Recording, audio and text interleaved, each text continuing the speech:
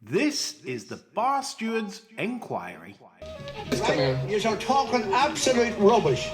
Absolute rubbish. In what way? You were an underachiever in life. I saved your bacon one time. You were gone. You handled that well. I couldn't save you. But you did the right thing. But that's why you don't know anything about racing, John. I didn't say I do. Right? I'm saying that... What have you contributed to racing? You're one of these take-out merchants. Take out all you can. A very warm welcome to the Bar Stewards Enquiry Easter Weekend Sunday Sermon. And joining me as always is my two cohorts to go through the week's topics and absolute dismal performances from racing's rulers as they usually always mess up at least once a week. And so joining me is John and Chris. Good evening, chaps. Hello. Hello. Yes. So, without further ado, we're going to get on with it. We're not going to mess around. We've got a few viewers' questions for later. We've also got Charlotte Russell of Go Racing in Yorkshire popping in, along with Jason McIver of McIver's Feeds from Northallerton to North's discuss... leading feed merchant. Indeed. Yeah, I forgot that. To discuss the Wonder Horse £100,000 bonus scheme that applies for the horse to win at all Yorkshire tracks. And keep your eyes peeled on our Twitter feed because there will be a competition with I'm going to chuck in a free bet and you're going to get some top badges for a day out. So free bag of feed. I thought you were going to give away. For free bag of magic carrots. Yeah, I could do that. Fucking no shortage of takers for that. I think they're already messaging now. I think. Absolutely. You know, let's get a bag of carrots off Jess. Yes, definitely. So anyway, that comes later in the show. But to without further ado, let's start topics. There's something that quite a few people have been talking about this week and quite mesmerised, really, John and Chris, about the sort of start of the flat season. It's kind of, there's no fanfare or anything. It literally just mixes in with all weather shit, Grand National. What's that all about, John? You know, is that sort of, you know. I mentioned this in my article last week. It doesn't sit terribly well with me, and I'm not really sure what to do about it, because if you swapped it with the National, you'd have all the usual suspects saying, well, you bring the National too close to Cheltenham. Although I think the National's like 4 or 5 weeks beyond Cheltenham now, isn't it? Whereas some years it was only a fortnight. Yeah. So I think there is a case for swapping them. And then from Lincoln weekend leading into Easter weekend, followed by the Craven meeting in Newbury. But, of course, your problem is Easter gets moved around, doesn't it, depending on when people want to celebrate the resurrection of the baby Joseph, when he turned into a stone monkey and went to India for the scriptures and fought the Nazis. You've been on that internet too long, I think. There's a few conspiracy theories there, isn't there? Yeah, the thing for me, John, is that I don't like the fact that we start the flat turf and then literally there is hardly any turf. You know, we end up all weather and it's shit, isn't it? We may as well, because let's be right here. They've now moved the jockey's tile from May to the Champions Day. So in a way, we might as well not start turf until probably like after Grand National. That's how it seems to me. Maybe it wouldn't be a bad idea. Just postpone the turf rather than swapping anything. Just move it back. We talked about this time last year, and if my memory serves, we said that we still cannot understand how the start of the turf, you know, the fan for the Lincoln, and then it fizzles out, and it's nonsense. Over a bank holiday weekend, you've got more summer jumps cards and you've got flat cards, and the flat cards you have got are very low quality. There's no kind of showcase races for the flat really over this Easter weekend, and it's bonkers. And Redcar's a disgusting card. It's mad, isn't it? You think this is it, you want to get people in, you know, what little money people have, you think, okay, maybe at the weekend the weather's nice, get them out, right? Nothing. It's just run-of-the-mill rubbish that's indistinguishable from any other kind of, you know, part of the year where there's nothing happening. It's weird, and I just don't get it. I really don't. Where do you two both stand on increased quality racing on Sundays to try and get the weekend crowd in? Because obviously in the summer it kind of winds people up where you have a few Sunday cards and it'll be some crap racing at Hamilton, and coupled with jump racing from Uttoxeter and Worcester. Fontwell and Plumpton and Yeah. I mean, I'll go for. I mean, John's probably got a much more reasoned opinion. I think these days Sundays are the new Saturdays. You go out, people are out and about. The garden centres and all those kind of places where we've argued the new racing demographic should be culled from. Older people. It's a perfect day of the week. People aren't working. They're more chilled out, and I just cannot understand why a weekend isn't an obvious place for at least one showcase meeting. I just don't get it. I really, really don't, because people are grafting all week. Weekend is surely where it's got to be, but I'm sure there's a good reason why they don't do it, but I can't work out what. John?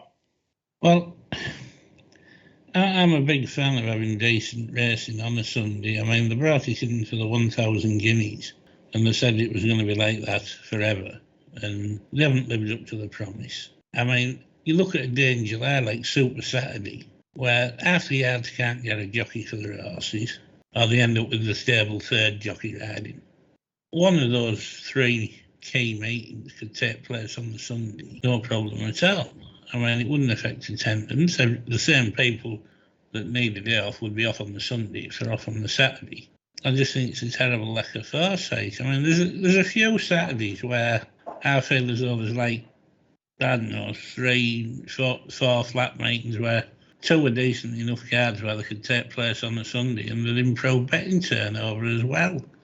Did you hear the comments from the Musselburgh sort of racecourse chappie that they're on about moving next Saturday's Musselburgh card or something? I didn't hear it properly, but basically it was about Musselburgh think it's affecting betting turnover because of the amount of meetings. It probably is. I don't know what the answers are. I mean, the BHA apparently now are using bookmakers' data to formulate like betting habits of punters. So, and maybe looking at doing fixture lists around sort of betting habits and stuff like that. So, yeah, there could be some drastic changes afoot going forwards, because the BHA have also said that there's going to be some people that's going to be upset by the changes, as in worse off, and there'll be some that's better off by the sort of proposals they might be looking at. So I could see some sort of radical reform in terms of fixtures. But as we all know, with Big Corp, you're not going to get too much change against what they want, because they run the sports, and it's that simple. They're not going to accept less fixtures or to not get punters through at times of the day they want punters through, coming through to the shops and online. So all in all, I think the BHA on that one have a tough task. But like we've said on past shows, John, you said they should be showing the teeth, and that's it. And they're not. They're just happy to sort of go along with whatever court wants. Rolling along with one eye on the pension. Yeah, exactly. And I mean, there's lots of problems going forwards. I mean, we could be looking at a summer again of overwatered slop on the flat. We can see the direction in the last few years of where it's going welfare wise. And I read a post from Barry Johnson on the Racing Post. He's chair of the Horse Welfare Board, and he basically stated that racing does need to have its eye on the ball. RE welfare needs to keep improving animal welfare, and I agree with some of what he said.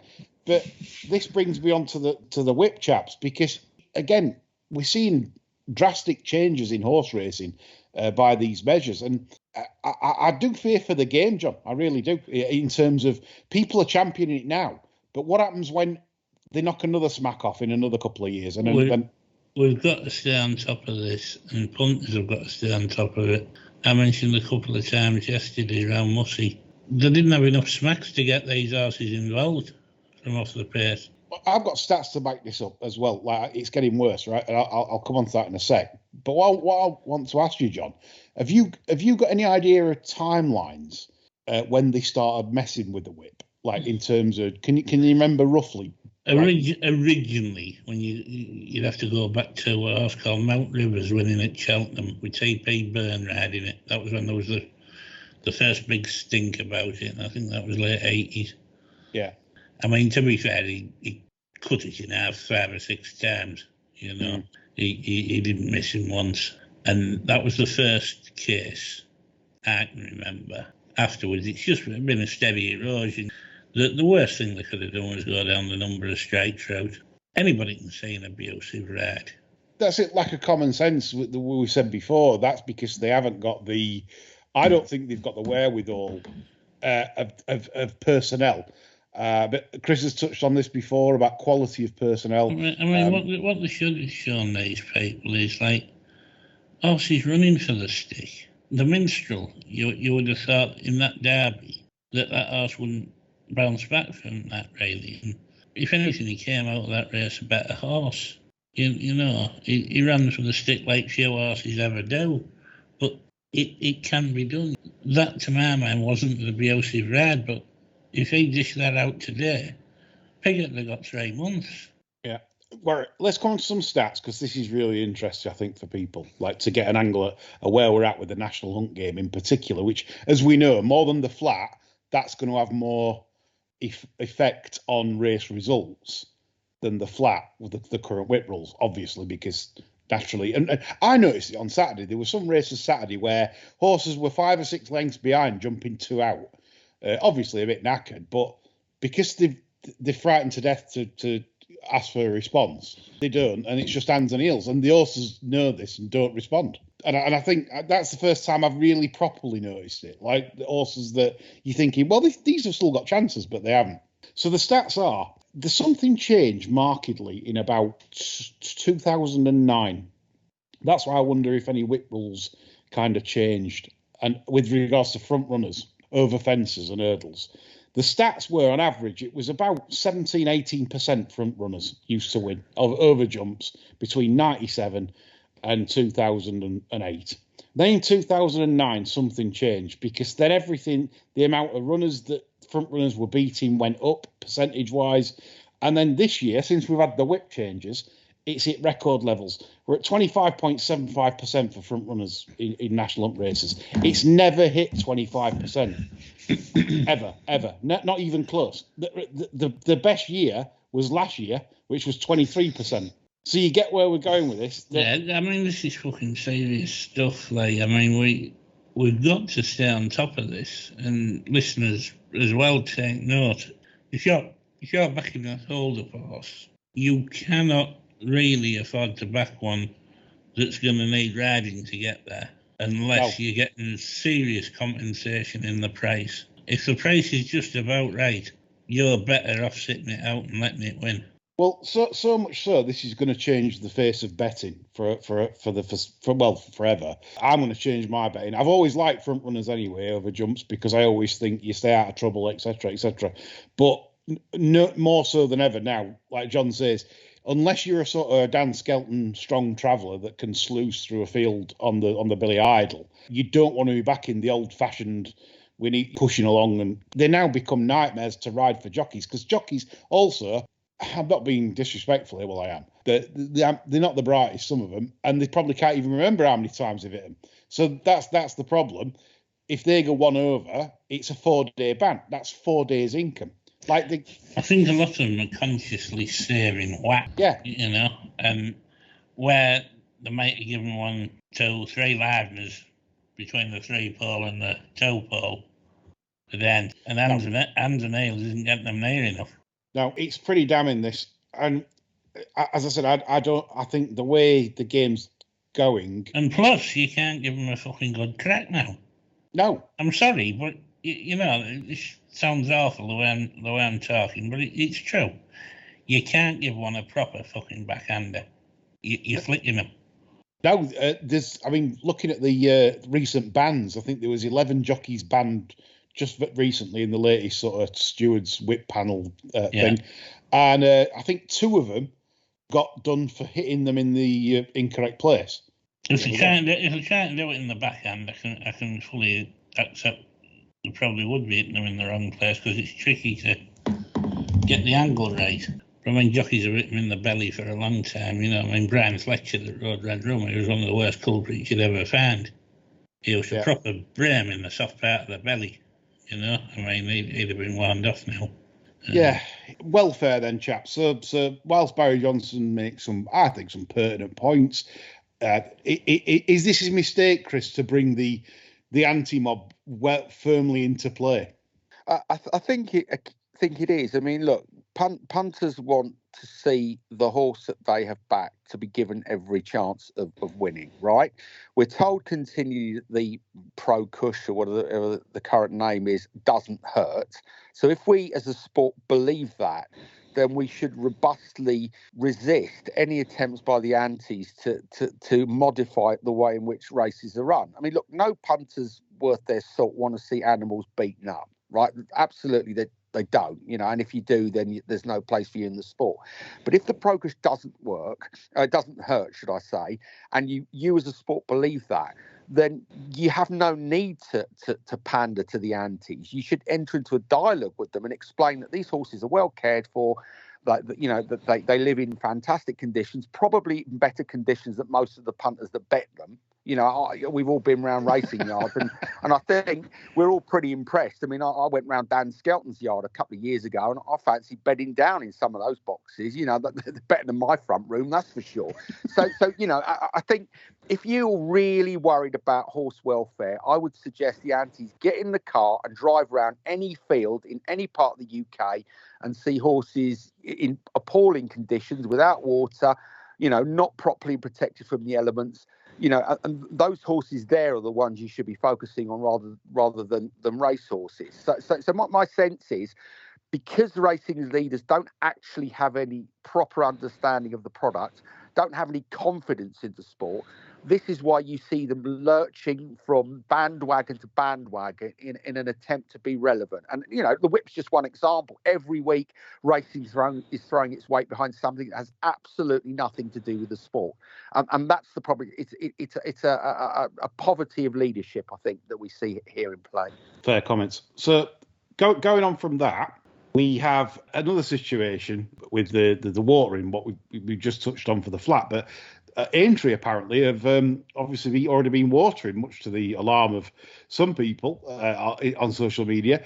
But the clerk of the course has come out today, John, and said it's good to firm in places on the Mildmay. Is it? Do you think there's some pork pies there? Backed up by a stick raiding, is it? To be fair, I haven't checked the stick reading. I'm not there yet in terms of can be arsonist, but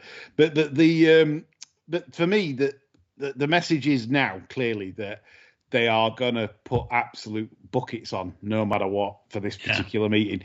This meeting, it's kind of weird, isn't it? It's supposed to be the national centrepiece, if you like. I'm not talking in racing terms. I'm talking in the wider public terms, that the Grand National is the centrepiece of, I would say, British horse racing. People obviously are all into, if you had a bet in the Grand National. So I think because of this welfare drive, racing are obviously very keen to make sure that they're not going round the national course at 37 miles an hour. Rather than it on low on top tendon wrenching ground. Yeah, well, this is it. This is the debate. We've had this before with what's safer. There's no actual data. It's about the visuals, though, isn't it? It's about the visuals. Yeah. That's there's no sort of account taken of what actually is safe. As John says, loose on top. But as long as it looks all right to those that have no interest in, if anything, it's the deck. Yeah. You won't hear a crash like you did with the likes of Dark Harry and Alverton. It is truth these days, unfortunately.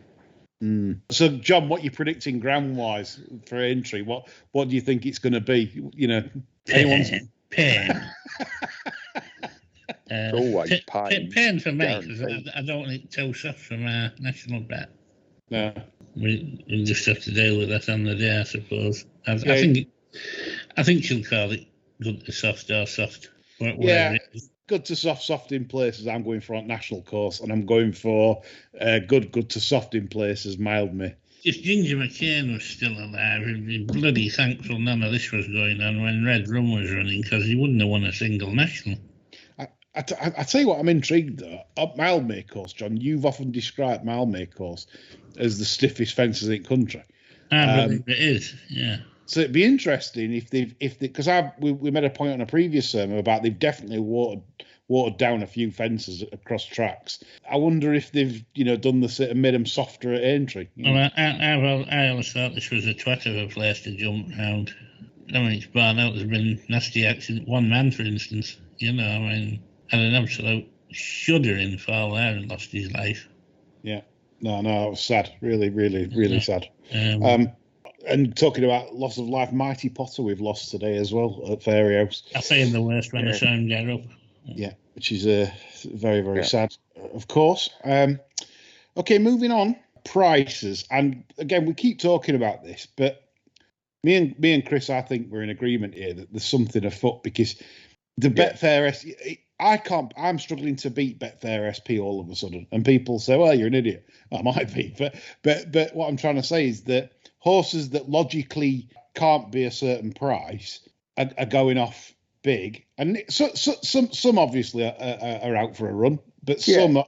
But as you've seen, Chris, with the bets I'm sort of passing on to you and stuff, they have been winning, even drifting to stupid prices. Yeah. And some subject to drifts that previously you would have thought lost a leg. I mean, and I think, obviously, some do short considerably, and you can see, for instance, that that thing I fancied today. What was it? The mountain horse, Bethel's horse. That you looked at that 7-4, you thought that ain't going to be 7-4. That will be backed. You just get that sense. And yeah, sure, it finished up much shorter, but there are so many horses now that just are shorten up in the markets in the morning and then drift like barges, and they win.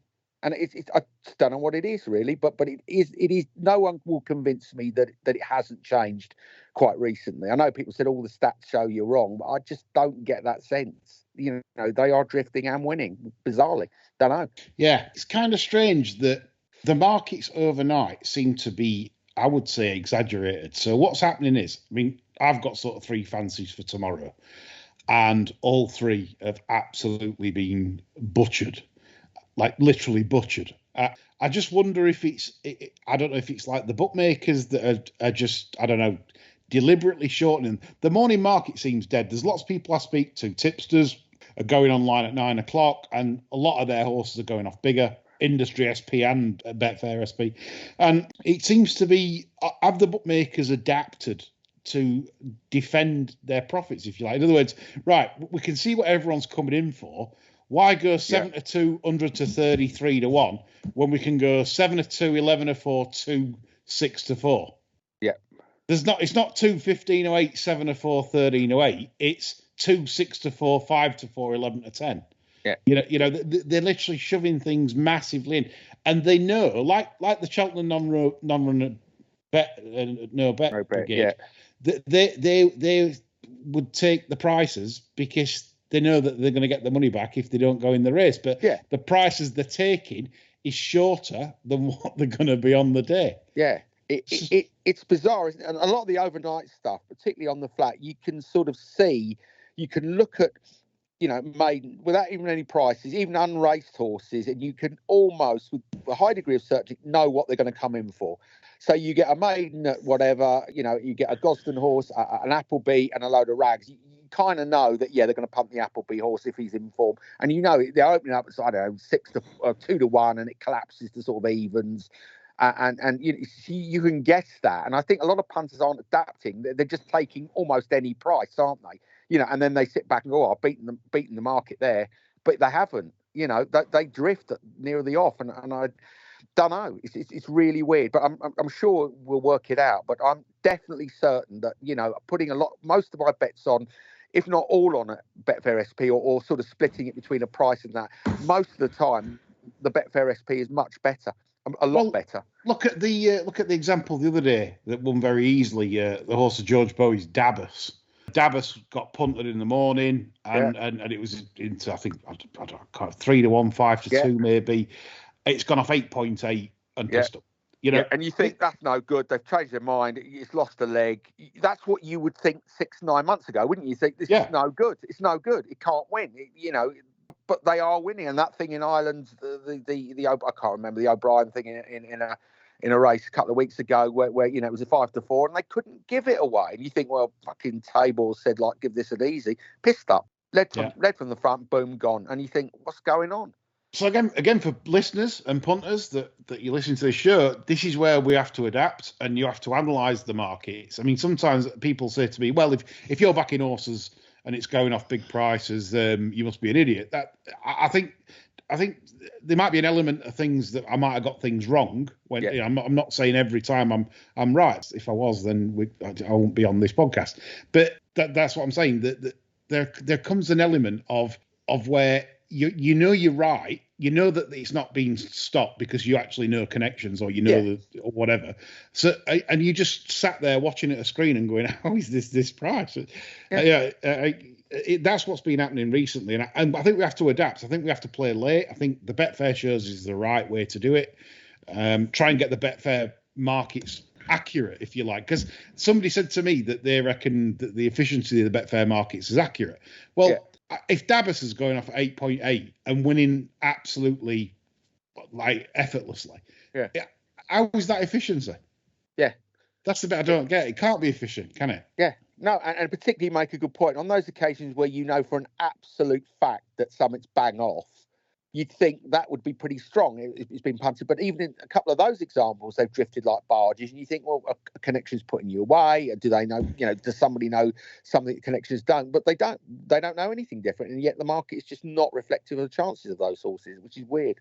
Yeah. John, are you finding yourself like if you back things night before at the moment, are you finding the same thing or different? Well, I'm slightly different insofar as I tend not to play so much at the front end of the market.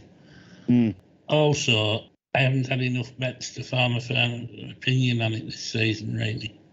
Yeah, I'll be interested to hear what you think when down the line. As I say, it's under observation. John, your subject now, Thommo. What's all this about? Right, so I listened to one of his commentaries Saturday, and I've got to say, I think this is the worst I think I've nearly ever heard. Was it the Zarinsky race at the sprint at Musselburgh? I think it was the one where he named the winner. Because there was Ed Walker's horse. I mean, I shouldn't be slagging him off for forgetting its name. I forgot its name now, but he was the commentator, to be fair. And he said, "Oh, the grey horse," and I mean, it was just embarrassing, really, absolutely embarrassing. Yeah, the one he couldn't name the second or third, right? So he named the winner. Yeah. The winner had gone and luckily the winner bailed him out, really, because he could start chucking himself whoosh and all this, couldn't he? He could, look at this, and I understand commentators sometimes if there's a mass bunch finish for second and third, it must be difficult, right? But the second was second by 3/4 of a length. The third was a length clear of the fourth. Yeah. It's like the old Extel commentaries, isn't it? The favourite was always coming with a good-looking run, and you look at the paper the following day and it's tailed off. Well, honest to God, I think his monitor was broken. He was watching it on CFAX. CFAX and Oracle's the ITV one, wasn't it? Yeah. Yeah, when you were flicking pages and you had to press it again to try and get the result quicker. Yeah, refresh, and then it'd be like, oh, fuck, it's got beat, The usual, for fuck. The thing is, though, racing's one of those sports that provides once you're in, you can almost work till you drop dead. A lot of these people work way beyond the retirement age. Where I'll tell you what, if he works till he drops dead, Chris, he still won't do a worse commentary after he's dropped dead than the one he provided at Musselburgh yesterday. So John thinks dead air beats Thommo's commentary on.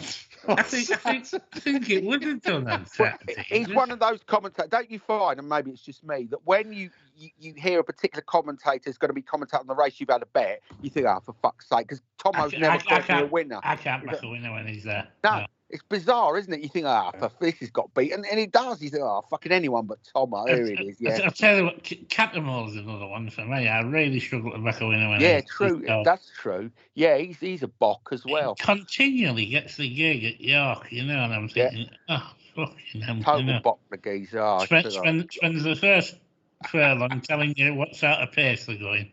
Yeah. You know, I mean, it's very script ready, for God's sake. It's never my judgment, though. It's always the commentator that box me. You know, I'm always right, but it's the commentator, honestly. I tell There you. has to be some better people available than like Thompson. There are, but they can't get in, can they? Because there's a limited number of jobs, and these jobs for the boys, they're sewn up.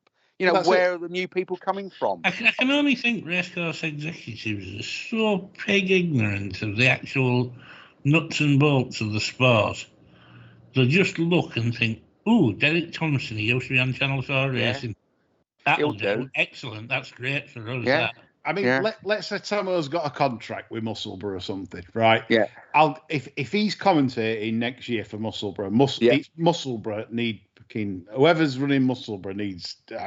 It's an aberration. I said on Twitter, I said the only way he can stay there is if he's got photos of Bill Farnsworth buggering a monkey. Yeah. Well, it's got to be, but the punters love Thommo, don't they? That's what we're told. Oh, he's punter's pal, isn't he? Surely everyone loves Thommo.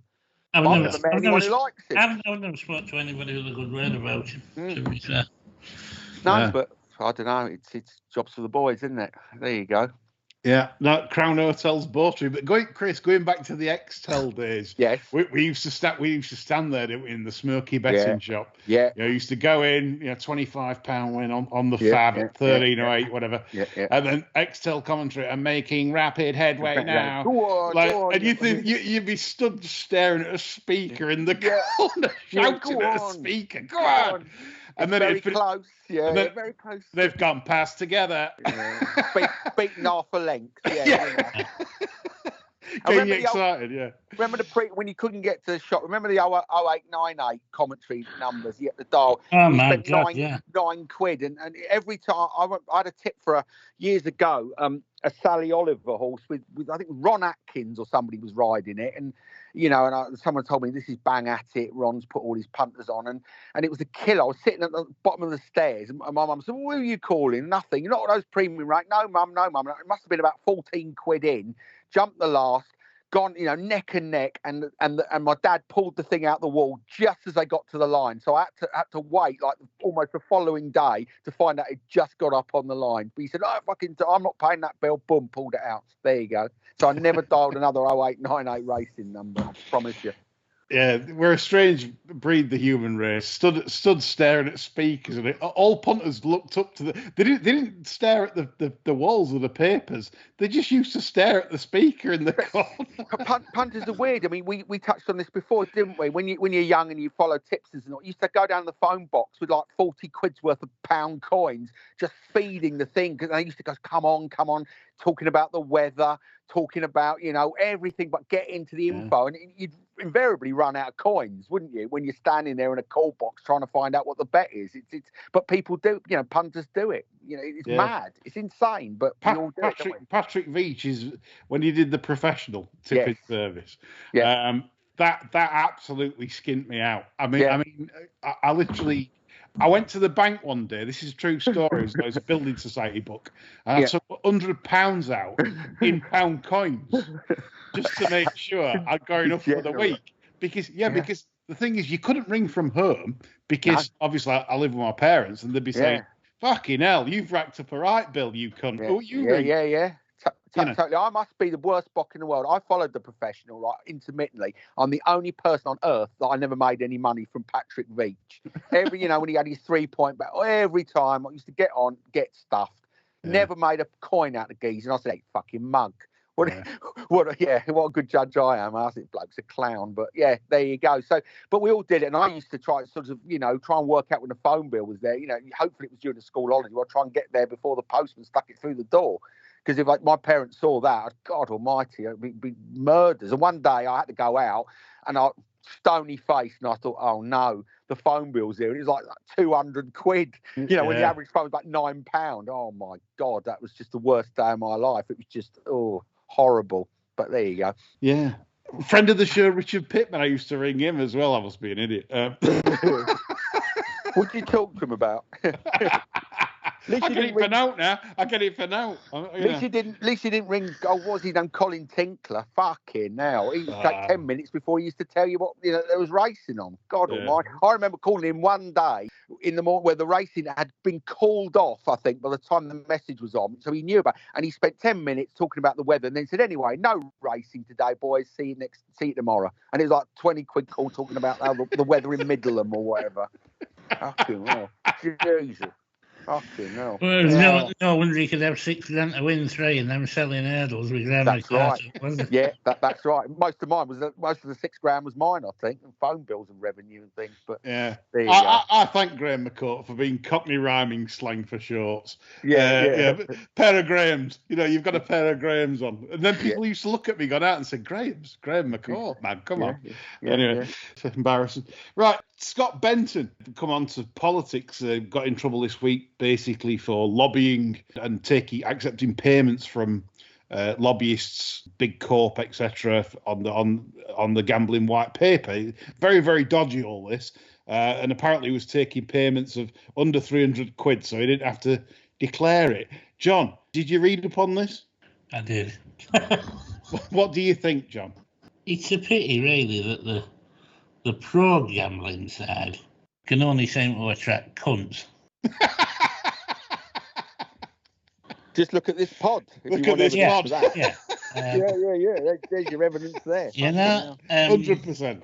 The people that's like on the side of the gambling commission, they're all nicey, there doesn't seem to be any dirt on them, does there? Whereas you get our lot. There's fucking Benton, McVeigh, fucking partner, Dave. It's true. It is true. That's a good point, isn't it? They're just really unlikable people. Budgeon or whatever he's called. Dear God. I mean, we really have got the fucking dregs batting for us, haven't we? Yeah. I mean, we have. I mean, you know they're all going to be on the take, hands in the till, whatever, anything going bad of it. And it puts your argument on the back foot, doesn't it? It does. It is. They're not likable people. No, they're not credible. You don't think that's these it. guys. They're not. Yeah, you've got people advocating for you that every fucker hates. Yeah. Everybody. They just think, what the fuck?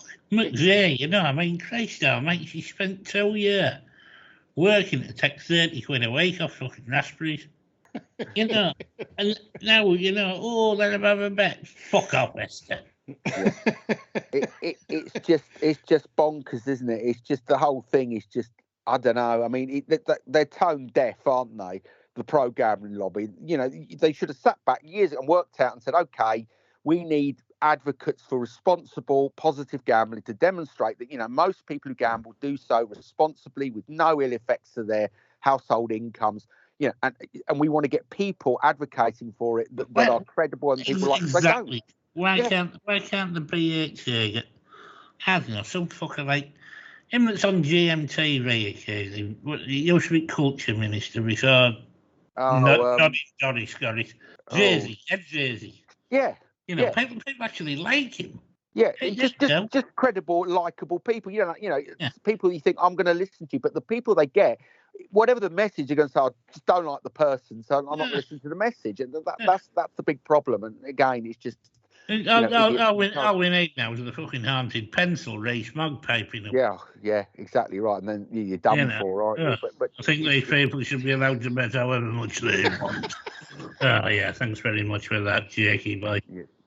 Thanks for that, you knob. Yeah, that's the problem, isn't it? And because they're tone deaf, they don't read the room. But the antis have read the room really well. They're well resourced. They're credible. They come across on TV really credibly. You can hate their message, but you look at them and you can see how people are taken in. Yeah, they look as though they care. Our lot look as though they want everybody cleaned out. Yeah, exactly. So you're right. It polarizes opinion. The middle ground, whereby people say, yes, we acknowledge that they've got to do more to protect genuine problem gamblers, which we talked about previously. That middle ground isn't being attacked. So you polarize opinion. You've got the libertarians that say everyone should be able to lose their house, in 2 bets. And then the other side, you've got, let's stop everyone gambling because you can lose your house in 2 bets. That middle ground isn't properly addressed by the pro-gambling lobby. It's just bullshit, but whatever. Hard to disagree with a lot of that, to be fair. You're totally right. I mean, it feels bad to be on the side of cunts, doesn't it? But Well, I quite like you, to be honest. You're all right. You know. I know, we've all, sort of bloke. we've got more skeletons in us than one of these ghost train rides. Then Teddy Beckett's rug. Fucking hell, yeah, right. Sweep that one under. Yeah, Teddy we're going to need Beckett's a bigger rug. So, okay, coming on to more sort of like cultural political topics, is racing deciding that they're going to do a Stephen Lawrence Day tracks. Josh Appiafi, obviously, behind this initiative. Yeah. Now, are we sure? No. Yeah. Josh Appiafi, that was in the article in the Racing Post. Right, Josh, I thought you were insinuating some conspiracy theory. No. I'm just making sure I'll parallel this. No, he was the head of diversity in racing, as we know. And I was taken aback by this. Now, there'll be people listening to this pod now saying, here he goes, old white gammon. But I'm old northern racist. So I'm struggling to understand what Stephen Lawrence has actually got to do with racing. But is this marketing genius? Is this where it gets the wider, maybe get some TV coverage wider of racing? But then they're not interested in racing, are they? Yeah, it's tokenism, Lee. Tokenism, isn't it? It denigrates the memory of that young man. You know, and I'm not making a racist point, but he had, as far as I can determine, no connection to the sport. And the fact that they are artificially celebrating his memory, latching onto it. Yeah, they're nailing it on. Say, look at us, aren't we great? And, and people who, smart people will see this for what it is. No one is going to think, oh, racing's in favour of, is anti-racist. Let's get involved. They're not. They're just going to roll their eyes. And I just think it's crass. And it's crass, and it denigrates the memory of that fella. And everything that followed about institutional racism is just a crude. It's a really crude marketing, and it's just so unsophisticated. I just think it's wrong. But and the fucking idiots that okayed this probably think that the day's racing is going to be like the Edgbaston test when they're at home to the West Indies. Yeah, exactly right. And that shows you they're not connected with how people in modern society. It's really exactly. It's almost like something that I don't know, someone doing a GCSE marketing course would come up with. It's childish. It just lacks nuance or sophistication. You think, well, but I guess people are getting paid out of it. So if you're okay, there's a budget, isn't there? And if you get a budget, fuck it, let's have it. So I think it's crap, but I don't think it's a stroke of genius at all, but probably wrong. But there you go. No, there's good old racist on bar stewards. Yeah, there you go. We're going to go down racing media now as we get those old middle-aged racists. We're like the GB News of the racing media. Yeah, exactly. Yeah, like fucking League of St George. Yeah, fucking Oswald Moses. We're going to sit here every Friday night telling fucking lies about people like Dan Wootton. Yeah, exactly. And now on to the Mein Kampf section, where every week we read a chapter of Hitler's biography. There you go. Yeah, we can do that on Barstew's TV on Patreon. Yeah, so don't forget to join us for that. £7 a month, the best £7 you'll ever spend. Yeah. Right, on to some questions now. Fun part. Never mind Stephen Lawrence. Let's Chris Pull's been on. He says, "How shit are middle distance Group 1s in Australia?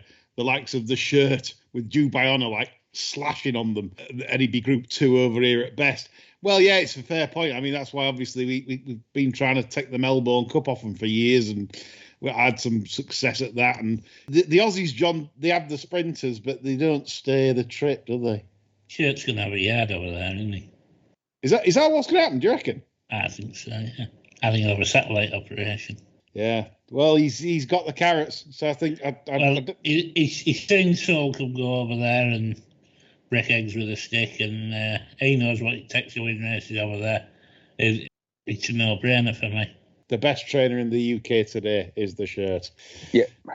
Without a doubt. Right. Richard Gibbons has been on. He said, "Did you see the race yesterday at Fairy House? How in God's name did Animix win? Jumped badly, tailed off, 1,000-1 matched in running. Could have been 10,000 if Betfair had go that price, and the race time was slow by 45 seconds. Richard Gibbons, you've answered your own questions. The fact it was very slow, it was against dead hunter chasers that all ran obviously very dead. Billaway is not the force he was, and it was just a case of, yes, it was incredible. that horse must have hit probably a dozen fences and couldn't be asked and powered clear on the running. So yeah, I get it. I get why it's gone 1,000, but I think you've answered your own question. Question here for John, because I reckon John will have plenty of these. Macadore, cliff horses, John. Horses you have an abusive relationship with. Fucking hell. Zarinsky. Yeah, that one. Yeah, Saturday. Yeah. To a certain extent, Tim Sprinter that ran in the same race. Count Dorsey. Yeah, mind you, I would say I'm probably in front on that horse because I had a right good bet on it when he won at Haydock. So I think sometimes these cliff horses, if you know when it's right to really get strapped in, I think you can still make them pay. But yeah, I mean, that was some terrible cliff horses on occasion, you know. I mean, years ago I had one of Sir Michael's called Mazag. My God, worked the house down, and you literally couldn't believe that it went into its 3-year-old season as a maiden. I think about 5 runs in, even Wally lost patience with it, and he literally beat it up at Windsor. It was his last start. Yeah. But he just wouldn't have it, you know. But we kept giving it chance after chance after chance. I've got one. You'll know this one. This is the one that my mate co-owned, Sapta Paddy. he was the one that I think I must. God knows how much I invested in him over time, but you know, obviously he worked like a. Yeah, well, he always looked like winning, didn't he? You know, Yeah. But then things never panned out for him in the race, and there was always an excuse. Yeah, he was favourite for the Ebor, and Brian won with the other one owned by Dan Gilbert, caught by in Corniche. Fallon rode a stinker, didn't he, on Sapta Paddy that day? Terrible. Because he came out and he said, "Don't be worried about that," and I know the horse. And we were like, "No, I want him out." And, "No, don't be worried about that. I know the horse." For fuck's sake, then he's up and gone, and that was it. Rode him too handy. And the meal tasted bad that night. Oh. So there we go. So Sapta Paddy for me. John, of course, like John's got this. I know John. We used Tim Easterby loving. John loves Tim Easterby. Watch him on Patreon in his tracker with second time arts as Tim Easterby's all suddenly appearing as John's looking to attack Tim Easterby in May and June. It's quite funny. To be here for Tim, I thought his percentage was pretty powerless. I think he needs to get some winners on the board sharpish. Indeed. Big year for Varian as well. I agree. I think he made a point last week. You know, it's time he, stepped up a bit, I think. He's got a lot of support. You know, they're just not performing, it seems to me, at the level that the investment would suggest. So I think it's a big year for him. Well, you take Eldar Eldaroff out, and it's he's looking a bit there. He's a long way off being Mick Jarvis, that's for sure. Oh yeah, totally. Not in the same league, is he? No, I mean, add to Varian, pound for pound probably gets better horses sent than Haggis. Yeah. I do pound for pound. I know Haggis gets Sunderland Holdings and gets the Cracksman owner. I forget it. John, help me out. I bet if you took the most expensive 100 from each yard, I think Varian's would be a bigger total than Haggis's. I would say so. Shaker Bade, obviously a big backer there, and it might he gets restless if they're not producing. He doesn't suffer falls. So, like Chris said, Varian, big year. He's strangling them. They're breaking their necks now, aren't they? That's the thing. That's the problem with Varian. It's just, I don't know. He's one of those yards where he runs hot and cold, but he gets a lot of short ones beaten, isn't he? Not quite the Charles Hills type kind of strike rate. But you just look at it, you think, the money that they pour in there, he's just not delivering. He's not miles away. He's not massively underperforming, but he's too middling for me. Might know better now he's bought Beechhurst. Possible. The Beecher, is that the Shergar yard? Yeah, of course. Yeah, maybe. But even starting the flat seed now, you look at him and he's had like an array of shorties got beat, hasn't he? With Crowley on, you think, fucking hell, come on. They're just not. I don't know. Maybe it's obviously too small a sample size, but you'd expect him to step up this year. Well, you'd want him, wouldn't you, to step up? And I just don't get that sense that. I think he could be one of those guys that maybe he's reached the ceiling of his ability. they're not all as good as each other. We've talked about Haggis being different gear, but maybe he's not that good, not as good as Haggis and Gosden and all those. Maybe that's it. I think placing's a lot to do with it, though. I genuinely Yeah, think there's like trainers that really think about it Yeah. a lot, and trainers that don't. Yeah. And the difference you can tell, like I've always said with Haggis, you watch him. If he's got a Melrose horse and it goes for a 10 furlong novice at Ripon, because whatever it does that day, he's not bothered if it wins, but if it wins, he knows he's got another £12 to work with plus. So he skillfully places it from there to land targets, and that's the difference. He knows what tracks to run them on where they can't show the best, and that's what I admire about him. Okay, moving on to the part of the show, and I'm pleased to say that joining us on the sermon, two distinguished guests tonight. First of all, I'd like to welcome Jason McIver of McIver Feeds. Welcome, Jason. Thank you. Long time listener. Absolutely. And certainly, last but not least, the head honcho of Go Racing in Yorkshire promotes a brilliant value ticket for racegoers during the flat and jump season for an amazing price. It's Charlotte Russell. Good evening, Charlotte. Hello indeed. Okay, Charlotte, I'm coming to you first of all. Now, it gets more exciting for Go Racing in Yorkshire because obviously you've got the best value ticket in racing, which we know about. And secondly, with Jason McIver's business, he come up with the idea with yourselves, the Wonder Horse, which, am I right, if you win at all the Yorkshire tracks between a certain time period, you can win for your horse and all connections £100,000. Is that right? Can you explain more about it? That's exactly right, Lee. We've got the Yorkshire Wonder Horse initiative, which, as you say, is sponsored by WM McIver and Son, which is fantastic. And it started last year on the first day of the flat at Donny. It runs through until the 31st of December this year. And if a horse can win at all 9 Yorkshire racecourses in that time period, the first one to do that will win a £100,000 bonus. And as you rightly say, that's split between the owner, trainer, jockey and the yard. Yes, that's a brilliant initiative. Is it in continuation from last? So we had a sort of a 21-month time frame. So we're just over halfway through it now. 2 full flat seasons and 1.5 jump seasons, really. No one's denying it's going to be hard to do, and that's why it's £100,000 prize money. But it does mean winning at all 9 race courses. So it's probably going to be a flat horse, but it could be a dual purpose horse as well, because it doesn't matter whether it's a flat or a jump race at Catterick, Donny or Wetherby. They just have to win a race at all 9 courses. Yes, so it could be even a hurdle race over 3 miles, and it could be a flat. Coming across to you, Jason, you're behind the project. And what sort of horse would you think would be the right horse to buy for this? You'd have to buy a stayer, wouldn't you? A middle distance flat horse that might jump a few hurdles. Well, it could be done with a sprinter, but you're leaving your options less than what they could be with another type of steer, like you say, because Wetherby doesn't have that many flat maidens. Wetherby is the stickler, really. Well, you could say Wetherby's the stickler, but then you could say, have you got a horse that's good enough to win at York? But I mean, Charlotte will go into that a bit more with the people who have already won. They've actually, some would say they've done the hard bit. 100%, Jason, you're right. So, and interesting what you say. There are lots of different opinions. And when we first launched this time last year, it was quite interesting going into the press room because there was a bit of discussion about it and what sort of horse you needed. In fact, the horse that's in the lead is a horse called It Just Takes Time, which is trained by Mark Walford and owned by a syndicate of his who absolutely love this initiative and they're fully behind it. They're not running out of Yorkshire to try and win this. That's been running over 6 and 7 furlongs. So it is a sprinter. He's won 4 races and he's been a very close second 3 times at courses where he hasn't yet got a winner. He's also yet to pick up Wetherby. So I've spoken to Mark and that's their main aim is to get Wetherby at one of their few flat meetings that they've got. And like you said, when we started this, I thought that York would certainly be the one that's going to be the biggest challenge.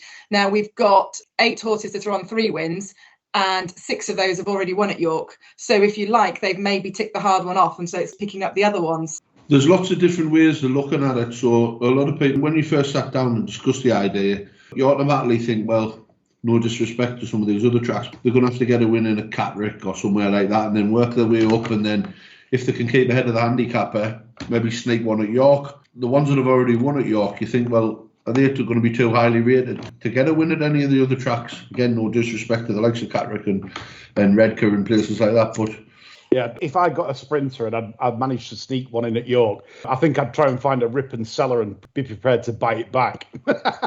Turn up at 4-1 on in a rip and seller just to get it on the board. Risk losing your horse course if you beat, but obviously if you're good enough to win handicaps at York, you'll be good enough to win rip and sellers all day. So if it changed hands after the seller, would you still be in the running? You would, yeah, 100%. As long as the horse wins at all 9 tracks, and then we just pro rata between the trainer and obviously the same goes for the jockey. If it hasn't been the same jockey every time, their share's just pro rated with who's ridden it when. Yeah. Clearly, you'd want to win 7 with it, then put it in the cellar, win it, buy it off them, and then sneak one in somewhere. Yeah, so Mark Walford in pole position. I know the horse watchers, the Dixons, they specifically bought one for this series. Glory and Honour. It's had 2 wins. It won twice very quickly, and it ran again at Donny at the weekend. And I'm not sure if it's entered again. Yeah, they seize the initiative and we're keen to have a go, which is fantastic. It's what it's all about. It's about trying to encourage people to run the horses in Yorkshire if they've got another option. It's, well, let's go to Yorkshire and we'll have a go for the Wonder Horse. Yeah, I just wonder if we might get a new candidate in a way, because he's probably a bit late in this series, but George Bowie at the moment is trading handicappers to win 5 or 6 on the bounce. Simply Sondheim last year. There's another one called Dabus, and that'll keep on winning. And the thing for me with this is, if you do get a horse well handicapped that is capable of going up £30, you should be looking at Yorkshire really to target your horse, because with the money on offer, they're going up the handicaps from, say, the early 50s. That's the game. Get handicapped. Hopefully you can still win off 80. I mean, look at Grant Chewers walking on clouds or something like that. That's won the bonus. And it shows what can be done. Send Boy to buy one, like. Well, he's the man, isn't he? He's the new Prescott. He's the new... Quentin messaged him about one, didn't he? But he just ignored it because it was rated 26, wasn't it? It was, yeah, 26. Yeah. I thought it was unusual you having a fortnight in Newmarket for your holders this year, Lee. Jace, that might be the one. I think Quentin mentioned on one of our preview pods that he's got an horse rated 26. Imagine that turning up off 45, then under a penalty, and then it can be done, this. You've just got to be savvy enough to work this out. But interested with the ideas of maybe a stayer, maybe a sprinter. Who knows what the right one is? But it would be nice if it was a dual purpose horse, the pop one in over hurdles at Donny or somewhere like that. Make it a little bit more interesting. Yeah. I think it's been well supported by the fellas in the north, and Mark Walford's customer of mine. I'm delighted for him. Hope he wins it. I really like Mark Walford. A gentleman, nice family, good people, good trainer. Yeah. There is a bit of a precedent as well. David Pipe back in 2020 had a horse called Main Fat. It wasn't 9 different courses, but it won 9 times between January 2020 and the 21st of November 2020. So 9 wins in a season is, well, any owner would be happy with that, wouldn't you? But if you say marry it up to the courses as well, then it's even better. Yeah, indeed. Jason, just a question then, going forward. I think this will probably take off. You launched it last year, Gorse in Yorkshire, and the people like a challenge. So would you be looking at maybe introducing a consolation prize for someone that tries it, and maybe get to 7, you get something. If you get to 8, you get something. Like, so on that scheme. Is there any money in the till, Jason? To be honest with you, I can't really take much of the credit for this. Charlotte's the brains behind it, and it's a go racing in Yorkshire. She was very good. She knows how much I do with racing in the area. Yeah. She knows how many trainers I support or try to support or deal with and support me. It was put to her by somebody just saying whether you get Jason involved, and we worked out how to do it and what to do, and really it was down to her. I'm just kind of there as to support it, and obviously I do what I do, and what my family have done for a long time, but I'm keen to support racing in the north in general. I'm a big believer that northern racehorse trainers are as good as anywhere in the country, and they don't always get the horses that the boys down south do. There's a lot of trainers up here given the opportunity that some other people would have, that there could be serious people. So overall, I'm just a big supporter of racing in the north, and I think they're brilliant trainers in both Yorkshire and everywhere around here. And I think it has been more supported by them. I mean, the horse watchers, they're not daft, are they? So again, big supporters of racing. It's great that people like that have bedded in mind when they've come to race planning and looking at races for it. But really, if you want to call it a success story, would be down to Charlotte and Gorse in Yorkshire, which is fantastic value for money, like you've gone on about before. Like, they're thinking people, they're ahead of the time. She's thinking of ideas. Yes, we've seen all these big bonuses for Group 1 winners. We've seen big bonuses for all the big races throughout the racing calendar. But anybody can win this. This is for your normal man. This is for your syndicate. This is for your your farmer who owns a share in one, and it can be won by anybody, like you say, on whatever ratings. Coming back to my point though, Jason, is there a possibility for a prize for the leading horse? Maybe free feed. I don't know. Steady on, mate. Steady on. Honestly, the insurance policy says no. I think that would be great. That I'm not criticising the initiative, because any initiative that owners and connections pockets is fantastic. Speaking as a former owner, I'd love to see a consolation prize if you get to the 8. Imagine getting to the 8 and then. Well, listen, if they get to the 8 and get chinned on the line at York and that, I'll take them for a bevy after. Put it that way.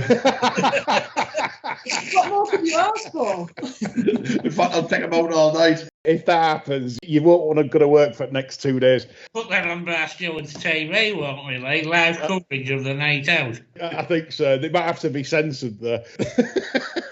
Jace, going forwards then, is this going to be something that you're going to carry on to partner with Go Racing in Yorkshire for years to come? Is this bonus around to stay? It's a conversation I'd have to have with Charlotte. But we're more than willing as a company to support them. Of course we are, yeah. So, right, folks, we're going to move on to competition time for our wonderful listeners. Charlotte and Jace have come up with a plan where you can get a couple of race day badges to your favourite Yorkshire racecourse. And all you've got to do to have a chance of winning those is go on the Bar Stewards feed where the tweet says about win 2 badges, and like, retweet, and simply put your best memory from a Yorkshire racecourse. I'll leave Charlotte to pick the winner of that. Fantastic prize and no effort at all on your part. Just like, retweet and comment and give us your favourite memory, which I'm sure we'll have a great laugh at. If there's any funny ones. Mine would be seeing Frankel at York and being there and actually seeing them. I am in the Sheffield work and I'm 20 on the win too. So I hope you've enjoyed listening to the show. That's all from me, John and Chris, and also thank you to Jason and Charlotte for joining us. That's all from us. Bye for now.